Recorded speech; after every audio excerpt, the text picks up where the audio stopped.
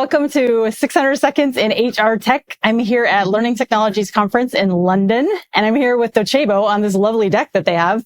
Thanks for inviting me out. No problem. It's a good place to be. I want to give you a second to introduce yourself, and then we'll get into some questions. Sounds good. Okay. Hey, everyone. I'm Scott. So I run the product organization here at Docebo. I've been here for 7 years. Before product, I was on the solutions engineering side, working with customers, learning from them every day. And so, 5 months in the product role, but it's been a wild ride. Being in product and AI in the age of AI is fun. Yeah. Well, I know they have you sort of locked up in the back room here. Yeah. And it looks really painful to be out here instead of... It's the worst. Yeah. But what kind of conversations are you hearing here that surprise you? It was interesting as I was talking to folks in the last couple of days, the conversation has moved away from I need AI to I need AI for this specific reason and in this specific context and doing this specific job. So I think people are more educated now than they have ever been. And I think it's less about the rush to use it and more about the value that they're going to get actually out of it. I still find this incredibly interesting because while I think we've made some progress, I need AI to do this certain thing. We're still saying I need AI. Yeah. You know what I mean? We don't say I need the internet anymore. And so I'm wondering how long it's going to take before that changes. It's interesting. I find that people say that they need AI in certain cases where a deterministic workflow would actually be better. Okay. Which I think is interesting. It's like in many cases, compliance workflows or, certifications and things like that, you kind of don't want AI. But people are asking for it because they think that they need to inject it in their workflows. So I still think there is a bit of exuberance that people are coming and saying they need AI, where a lot of the times I'm saying you want AI in situations where a workflow is super manual, super painful, and you can make it better. But if it's just a matter of using AI to, do a workaround or do compliance training, I feel like that those are still deterministic pathways. So fair. Yeah. So you all have been very busy the last few months. I saw you all at Inspire last week, which was a great conference, by the way. Thanks. Super interested in the direction you all are heading. So in December, when I talked to you, you were a learning platform. And now you're AI first, and you acquired 365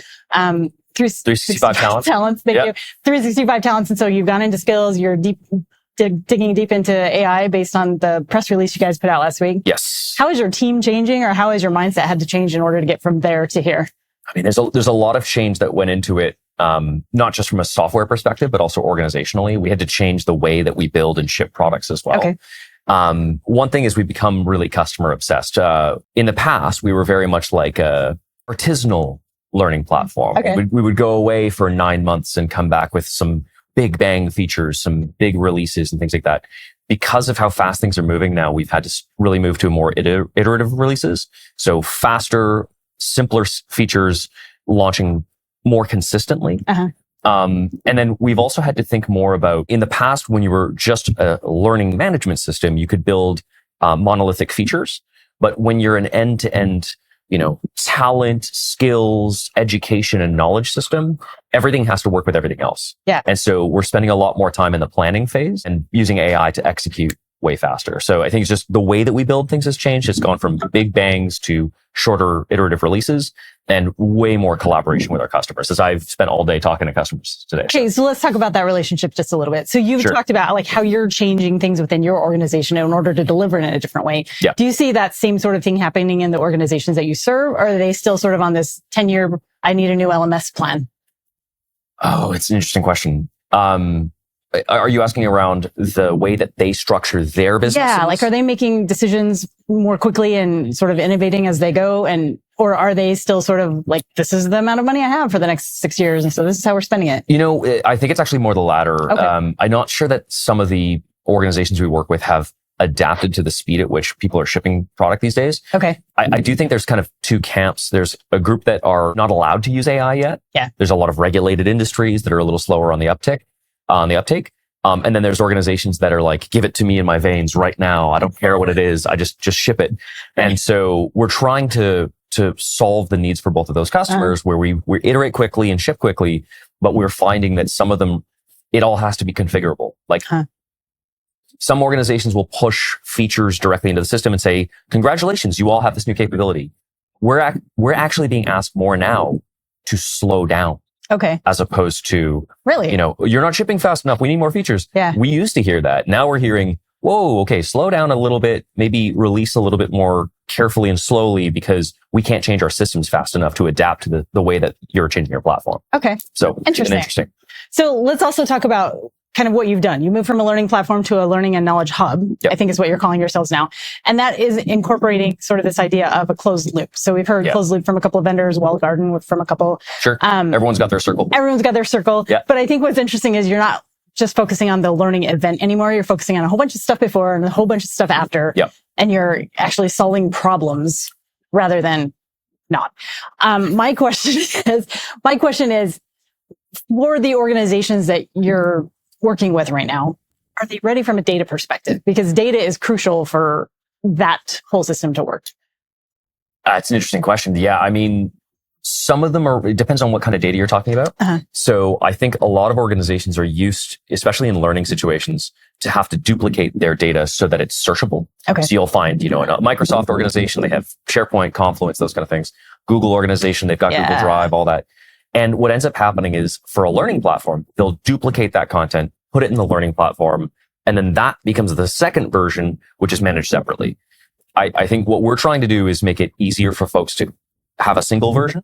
And we're also trying to build evidence over a longer period of time so that, we see what your skill was before you did training.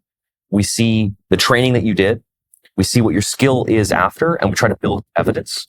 I think from a data perspective, most organizations, they're still in complete a course, you must be an expert, right? Or you complete a course, you're an intermediate in that skill. I don't think it's that black and white. And so what we're trying to do is expand the evidence and say, we're going to have a more holistic understanding of somebody. But I don't think most organizations have the data just yet. So let's talk a little bit more about this before, during, and after. Yeah. How did you all arrive to the fact that you needed to be thinking about the before and the after?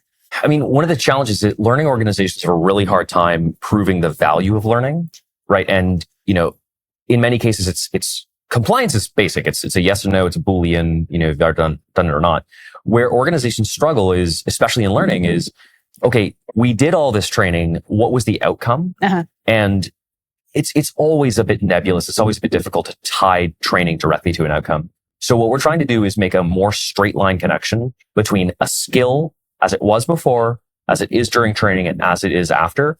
And then you can tie skills to outcomes rather than trying to drive direct outcomes from training to, business outcomes, right? So, when we actually did a whole exercise with value engineering where we said, hey, listen, if we train people 5% faster on the sales team and they close business 5% faster, then you have revenue impact. And that's fine, but it still doesn't hold up for all use cases. Yeah. So as we think about more than just sales, more than just direct revenue impacting training, then you have to talk about skills. You have to talk about the holistic understanding of before and after. Okay. One more question for you. This is the final one. In my research, I just finished looking at 461 vendors, of which you were one, and trying to understand where the functionality is growing and where maybe it's not growing as much. And the places where you seem to be dipping in are the places where it's growing. So skills, assessment, performance tracking on the back end, that kind of thing. A lot of those functionalities are found in talent management platforms as well. And in a lot of cases, they are more associated with talent management than learning. Yeah, more like pure HR. Yeah, pure HR, or, at least we're thinking about talent more broadly.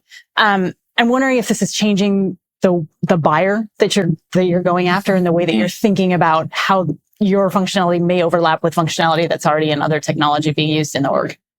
Yeah, I mean, it is changing the buyer. Buyer has changed also as we've implemented new capabilities like AI as well, right? So we're talking more to CIOs. We're talking more. We also found that as we change to more business impacting outcomes and skills based outcomes, we're having conversations higher up the ladder in terms of CHROs and things like that. It's opening up the conversations a little bit because it's no longer just a learning transaction. It's like a business process. It's a much larger project. So we're finding we're getting into deeper dives and more security questionnaires. So yes, the audience that we're talking to is expanded. Yeah. And in terms of the overlap of technologies, we don't think that every single one of our customers is going to turn on every single one of our features, right? So we expect to be a pretty holistic solution for most organizations that choose to work with us. But there's going to be situations where like they already have a talent platform. They already have an existing system. So what we're trying to do is give them an option to go all in with one vendor and have a great relationship with us. But also we're totally willing to hook up to their existing systems. Okay. So, part of it is being a good partner, letting them grow into our software as they need, but then also being able to interact and integrate with their systems. One of the things that I'm hearing from other vendors is they're thinking more in terms of how can we solve your problem rather than what kind of tech do you need. So it's not necessarily a tech sell anymore. It's more of a solution sell. Are you seeing that? Yeah. I mean, it's obvious that the organizations have less money, I think, to spend on just random software to plug individual problems. And if you're not solving more holistic problems and checking more boxes, you're not going to be invited to the party. I think this is potentially bad news for more spot solutions. But in situations where you can solve more holistic problems, I mean, that's the kind of conversation we're having. It's also why the type of person we're talking to has changed. Okay. Right? Because if you can solve business problems, now you're talking to the CHRO, now you're talking to the head of people or whatever it is. But that's, I think, been an obvious change in the kind of conversations that I've had, and also the kind of people who have shown up to meet with me today. I mean, I've been meeting with customers all day and some prospects and stuff like that. And a lot of the times the practitioner is there, but they've brought the business leader to have that conversation as well. It used to be just the practitioner who was the champion and would go and, sing our praises. But right now we're having conversations with the leaders of the business. So, Scott, thanks. It was great to be here. Hey, I just finished reviewing the video that we did with Scott Peacock with Docebo at Learning Technologies. It was one of the funnest videos to record because they actually had a private space upstairs overlooking the Docklands. It was one of the quietest interviews that we had because nobody else was around. It was awesome. From that conversation, Scott talked about three things that sort of stood out to me. The first one was the idea of using the right AI. Not all AI is the right AI, and AI isn't needed in all of the things. So he talked specifically about things that were more deterministic. So compliance workflows, for example, or certification pathways are deterministic and therefore probably don't need a lot of AI in it.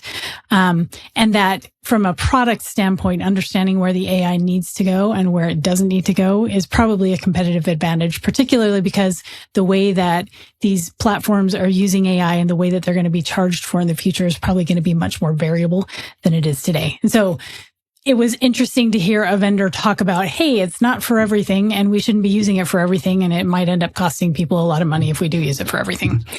The second thing that he talked about was the idea that course completion was never actually proving anything. I think they're the first vendor to actually say this out loud. But they're building something that does, they say. So they're one of the vendors that we talked to that is thinking in terms of this closed loop. We can do the things before to understand what the gaps are. We can actually help with the training in the middle, that event that most learning technology sort of focuses on.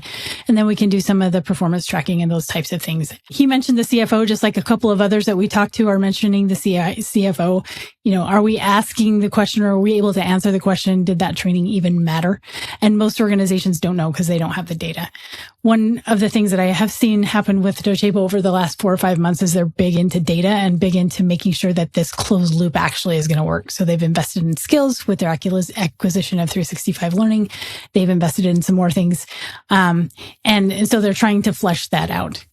And so the data and understanding that there is more than just the learning data that needs to be absorbed by learning technology in order to make that closed loop happen was the second big point. And then the third thing was, who owns the conversation for learning in the organization and or who is the buyer for learning in the organization? They have seen, like many of the larger organizations that we're talking to, larger vendors that we're talking to, they are seeing their buyer sort of move upstream. I talked in the research last week when I presented about a committee buy. It's no longer just L&D. It's also those that are further up in the organization, either talent management or CHRO, and increasingly the CFO and sometimes the CIO and whoever's handling the data in their organization to make sure that it's going to play nicely across the thing. It is interesting that he said something very similar to what we heard in the Absorb interview. Learning isn't going to get you there anymore. It's no longer about how many people liked the thing or what we delivered. It's much more about how did we help solve that problem. And it's really, he says it's not a minor shift in their sales process. It's something that's pretty big. He says that it's a signal that learning technology is being held to a standard that it never has before, which we are definitely seeing in this space. I found this to be a pretty interesting conversation. I really like talking to the product people because they give me sort of a different take on the things. For example, I haven't heard AI doesn't belong everywhere from anybody else that we've talked to yet. And so I appreciated Scott's time. And if you like this, please share it with your friends, listen to it at family night, or, follow us. Thanks.